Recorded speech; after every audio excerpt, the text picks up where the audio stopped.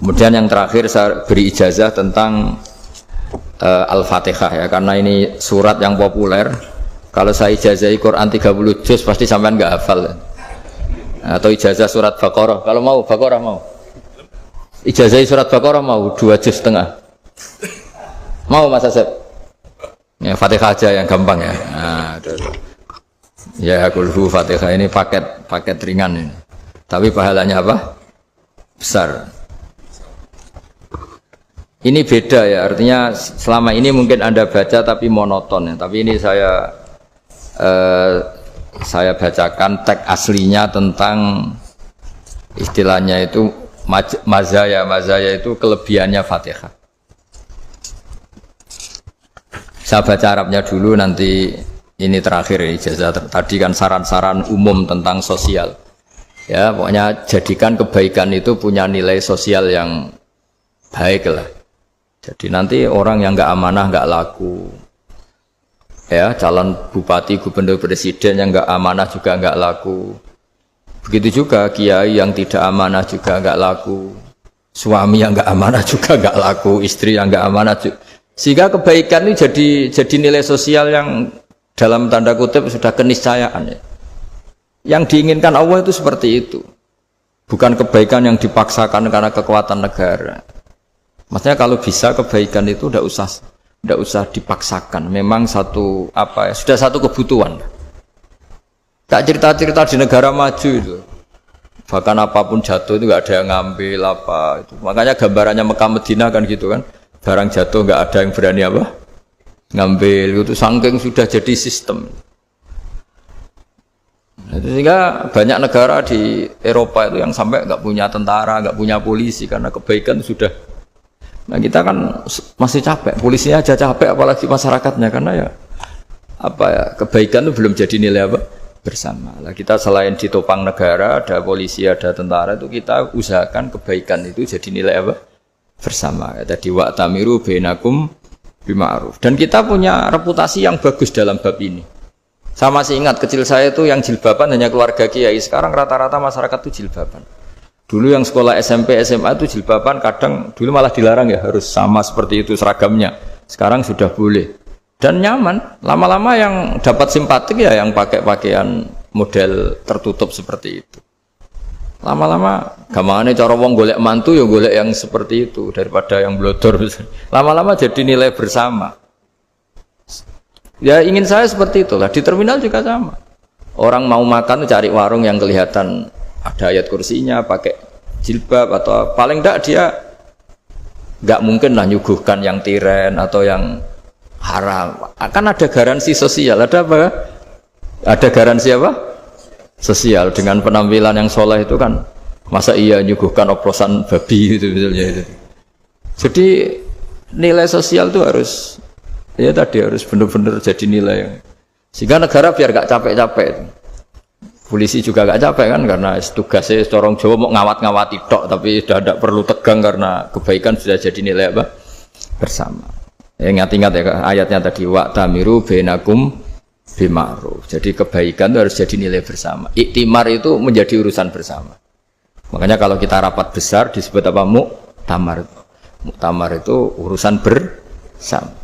Ya tadi imamnya sholat juga menopang Gojek karena nggak lama-lama nopang Grab, nopang Kernet, nopang penjaga Indomaret, penjaga bensin, pom bensin. Lah dia hanya punya waktu 5 menit terus imamnya baca Baqarah kan.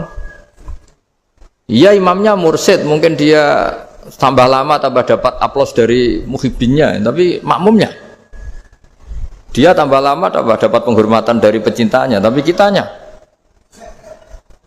wah khusyuk wali kan, dia dapat status naik lah, kita yang sudah tidak ikut jadi wali diganggu pekerjaannya. Kalau ada imam seperti itu sampai mufaroqah saja, niat ya Allah sampai sini saja saya makmum orang itu, silakan orang itu punya urusan sendiri dengan jenengan ya sudah, atau salib saja nah, itu boleh. Kalau dalam fikih namanya apa? Mufaroqah. Mufaroqah itu niat, tapi kamu jangan langsung selonong mufaroqah, niat dulu pamit sama Allah bahwa sekarang mau mufaroqah. Tapi ya jadi sholat yang aneh kan, imamnya masih rukuk, kamu terus sujud, terus apa-apa selesai ya. Mungkin dalam pandangan itu orang lain ini maksudnya makmum gimana ini kok begini. Tapi sudahlah Allah Maha tahu. Insya Allah dimaklumi. Ya saya baca tentang Fatihah ya, karena sampean pasti sering baca Fatihah. Supaya apa? Sekaligus jadi jimat lah gitu. Jadi kalau kamu sering di jalan-jalan yang mungkin sepi atau mungkin kan tidak semua teman Grab itu nasibnya bagus yang di Semarang Jogja. Mungkin yang di Kalimantan di Papua kan ada yang 10 kilo gak ketemu rumah, ya kan? Ya lihat di TV itu kan kasihan kan. Sudah 10 kilo gak ketemu rumah, penumpangnya kewekar preman tuh kan. Ini makan orang enggak kan gitu. Kan ujiannya dua. Kalau penumpangnya cantik itu ya kecoba syahwat, kalau preman takut. Jadi orang itu selalu ujian itu. Sing sedengan itu kan jarang orang itu. Jadi kalau penumpangnya perempuan cantik ujiannya itu syahwat, kalau preman ujiannya ketakutan. Kalau orang yang lemah bawa uang ujiannya kamu ingin garong. Jadi hidup itu memang semuanya ujian. Liyabluwakum ayyukum ahsanu amala. Makanya saya sering ditanya oleh teman-teman, Gus, nah ujiannya kenal wong wedok elek piye sama? Kenal wong ayu ujiane syahwat, kenal wong elek ujiane ngenyek, itu sama-sama dosa. Syahwat ya dosa, ngenyek juga dosa. Wah elek keriting untune metu ya dosa ngomong gitu. Kadang-kadang orang berpikir enak kancanan wong elek gak dosa. Kata siapa kancanan wong elek itu ya dosa karena bawaannya ngenyek. Ngenyek itu menyepelekan itu. Makanya saya itu ya nggak mau berteman sampean. Nanti kan bawaannya ngenyek atau seneng ya tidak tahu. Ya sudah ada takdir saja kalau ketemu ya tak ulang ngaji gitu. Tapi ini ngaji terakhir, setelah ini ngaji biasa aja, tidak usah resmi gini. Ngaji kok resmi aneh. Pokoknya nanti suatu saat kalau pandemi sudah berlalu saya akan ngaji Rebonan. Ini ngaji. Ini ngaji yang kurang bagus karena ngatur kiai kurang berkah ini. Nanti tapi ya lumayan lah masih mau ngaji. Ngaji kok tanggal ini jam ini.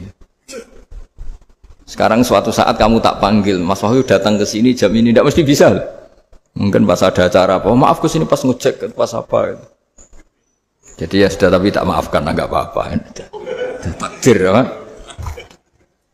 Tak bacakan supaya sampean tahu keramatnya Bismillah. Nah sebelum saya bacakan Bismillah Fatihah, tak beritahu tentang ilmu tafsirnya karena ini penting sekali. Fatihah itu dawuhnya Allah, tentu itu dawuhnya Allah. Saya ulang lagi, itu kalam Allah. Tapi yang sudah diberikan kesampaian ke kita semua, sehingga seakan-akan itu menjadi dawuhnya kita ke Allah. Jangan salah loh ya, Fatihah itu dawuh Allah, tapi sudah diberikan ke kita, sehingga posisi kita itu yang punya itu. Nah kenapa ini perlu dijelaskan? Karena nanti ada kalimat iyyaka na'budu wa iyyaka nasta'in. Kalau itu masih kalam Allah, berarti Allah ngomong ke kamu, ngendikan ke kamu, kepadamu aku menyembah. Masa Allah menyembah kamu?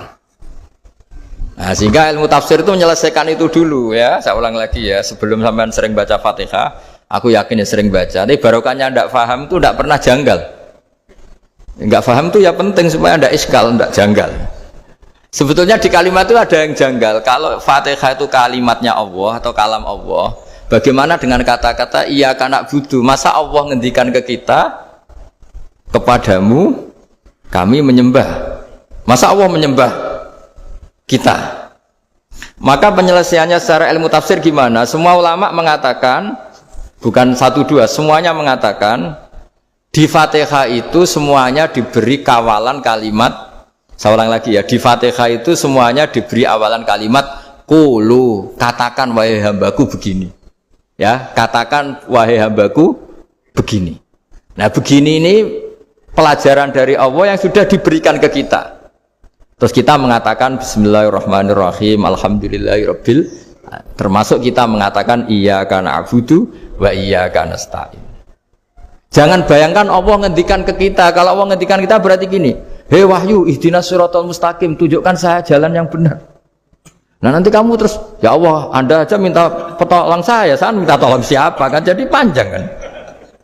Ya, saya ulang lagi ya. Jadi itu di Ulumul Quran diterangkan gimana?